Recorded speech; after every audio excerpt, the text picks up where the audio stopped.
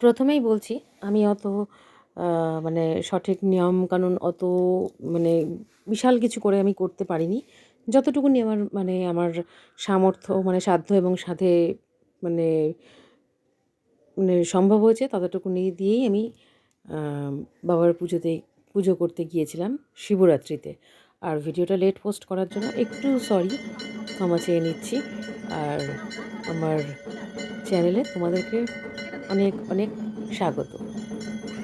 তো সাবস্ক্রাইব করতে কিন্তু একদম ভুলবে না। আর লাইক, কমেন্ট অ্যান্ড শেয়ার। তো চলো, এটা হচ্ছে প্রথম প্রহর। সন্ধে ৬টা বেজে যাওয়ার পরে যে প্রথম প্রহরটা শুরু হয়েছিল শিবরাত্রিতে, সেই প্রথম প্রহরে গেছি। শাড়ি টাড়ি পরে গেছি। কোনোদিনই আমি এরভাবে শাড়ি টাড়ি পরে করিনি। নর্মালি কুর্তি টুর্তি পরেই করেছি। তো এবছর খুব ইচ্ছে হয়েছিল। তো প্রথম প্রহরে প্রচণ্ড ভিড়ও হয়েছিল। তো যাই হোক, আমি মানে ব্যালেন্স পাচ্ছিলাম না, পড়ে যাচ্ছিলাম। যাই হোক, তো প্রথম প্রহরটা সুন্দরভাবে আমি কমপ্লিট করতে পেরেছি। বাবার জন্য যা যা আগের দিন বাজার করে রেখেছিলাম সমস্ত কিছু নিয়ে গেছি। গুছিয়ে টুছিয়ে একদম একটা ছোট্ট মানে এই ফাইবারের যে বক্সগুলো হয় তাতে করে সমস্ত গুছিয়ে গাছিয়ে নিয়ে গেছি। আমার বন্ধু আমার সাথে গেছিলো। আমি তো একা পারতাম না, একটু হেল্পের দরকারও ছিল। আর ক্যামেরাম্যান বলে কথা, ক্যামেরাম্যান প্লাস হেল্পও হয়েছে আমার। তো প্রথম প্রহরটা এভাবেই আমি পুজো টুজো দিলাম, খুব ভালো লাগলো। আবার নন্দী মহারাজকে দেখো সাজিয়ে টাজিয়ে দিচ্ছি একটু ফুল টুল দিয়ে। প্রথম প্রহরটা একটু বেশিই ভিড় থাকে, যা দেখলাম। তারপরে আমি একটা ডুগডুগি, আমাদের যে পাশে শ্মশানে যাই প্রত্যেক সোমবার, ওখানেই গেছিলাম। তো আমি একটা ডুগডুগি বাবা তারকনাথকে একটা ডুগডুগি গিফট করেছি, ডমরু যেটাকে বলা হয়। তো আর একটা জিনিসও দিয়েছি, তো সেটা তোমরা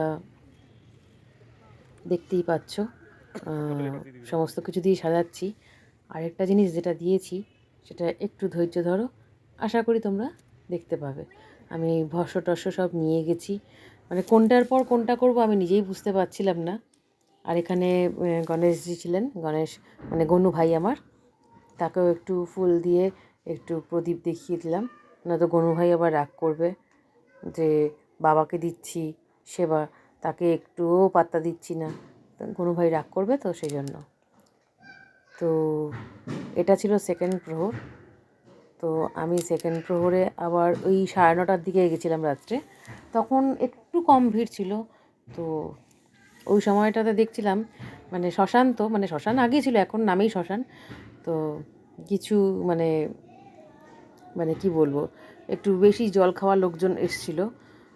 একটু কমফোর্ট ফিল করছিলাম না তখন, কিন্তু আমি তো করবই, দ্বিতীয় প্রহরে পুজো করতে গেছি, আবার আকন্দমালাটা পরিয়ে দিচ্ছি দেখো। তো সেখানে তো আমাকে পুজো করতেই হবে। আমি যখন মনে মনে স্থির করেই নিয়েছি যে 3টে প্রহর আমি অন্তত করবই করব, তো করেই ছেড়েছি। কারোর জন্য থেমে থাকিনি।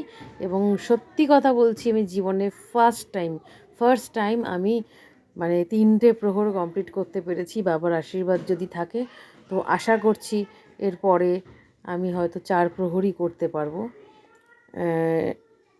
এটা আমার খুব ইচ্ছে রয়ে গেল। জানি না এই বছরে যখন 3 প্রহর করতে পেরেছি, আগামী বছর কি তারপরে বছর, মোদ্দা কথা আমি 4 প্রহর আশা করছি করতে পারবো। আর দেখো চারিদিকে ফুল টুল দিয়ে বাবা একদম ঢেকে গেছে, ফুল ফল দই দুধ ঘি মধু সব। আর এটা হচ্ছে শ্মশানকালী আমাদের। তো দেখো বাবার পুরো ঢাকা পড়ে গেছে।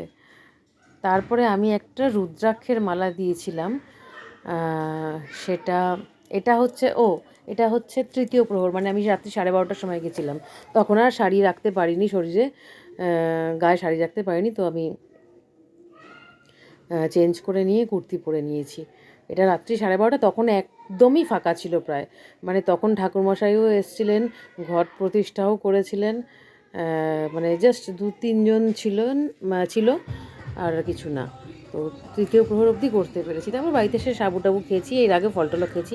আর এটা হচ্ছে পরের দিন, মানে হচ্ছে আমি 4 প্রহর ঢালতে পারিনি, মানে ভোর রাত্রি 3:25-এ যেতে পারিনি, কিন্তু আমি শিব চতুর্দশীর মধ্যেই আমি কিন্তু পরের দিন গেছিলাম। পরের দিন সোমবারও ছিল, মানে ন্যাচারালি তোমরা আমার যে ভিডিওটা দেখো যে আমি প্রত্যেক সোমবার করে যাই, তো মানে শিবরাত্রির পরের সোমবারটাতেও যে আমি দুপুরবেলা গেছিলাম, তো তখনও কিন্তু শিব চতুর্দশীর মানে সময়টা ছিল, মানে 4 প্রহর হয়তো করতে পারিনি, কিন্তু চতুর্দশীর মধ্যে যে 4 বার জল ঢালা সেটা আমি সম্পন্ন করতে পেরেছি। আর সবথেকে বড় কথা, আমার শাড়ি মানে ওড়নাতে আগুন লেগে গিয়েছিল, মানে ওটা আমার খুব খারাপও লেগেছিল প্রথমে, সরি, ওড়নাটার জন্য। কিন্তু পরে আমি মনে মনে অনুভব করলাম যে এই ওড়নাটাতে আগুন যে লেগে গেছিলো একটুখানি, এটা আমি মনে করি খারাপের জন্য নয়। আমার মনে হলো বাবার কাছে গিয়ে আমার জীবনের খারাপটা মানে চলে গেল।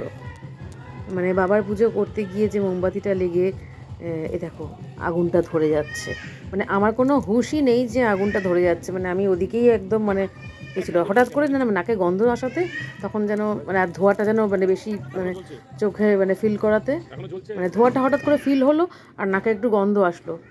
তো আমার মনে হলো খারাপ জিনিসটা আমার বাবার কাছে আমি মানে ভস্ম করে দিয়ে আসলাম আমার জীবন থেকে। বাবার এটা আশীর্বাদ, এটা ওড়নাটা যে পুড়েছে আমি এটাকে মানে কিছু মানে নেগেটিভ কিছু ভাবিনি। আমার মনে হচ্ছে এটার মধ্যেও একটা কিছু পজিটিভ রয়েছে। তো আমার জীবনে অনেক কিছু নেগেটিভ হয়, কিন্তু একটা সময় ছিল যখন আমি নেগেটিভটাকে এতটাই বেশি প্রায়োরিটি দিয়ে ফেলতাম যে আমি প্রচণ্ড পরিমাণে ভেঙে পড়তাম।